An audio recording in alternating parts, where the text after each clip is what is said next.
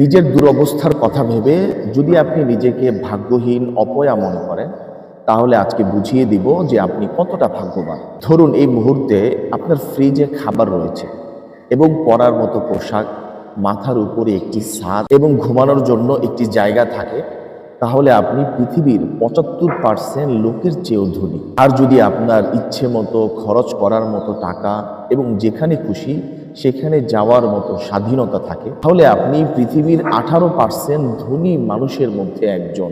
আর যদি এই মুহূর্তে আপনি শারীরিকভাবে সুস্থ থাকেন, তাহলে আপনি পৃথিবীর ১০ লক্ষ মানুষের চেয়েও ভাগ্যবান, যারা এই সপ্তাহের মধ্যে মারা যাবে। এতক্ষণ আমি যা বললাম তা যদি আপনি মনোযোগ দিয়ে শুনেন ও বুঝে থাকেন, তাহলে আপনি পৃথিবীর ৩ বিলিয়ন মানুষের থেকেও ভাগ্যবান, যারা লিখতে পারে না, পড়তে পারে না, তাদের চতুর্পাশে থাকা তথ্য ও জ্ঞানকে ব্যবহারের সুযোগ পায় না।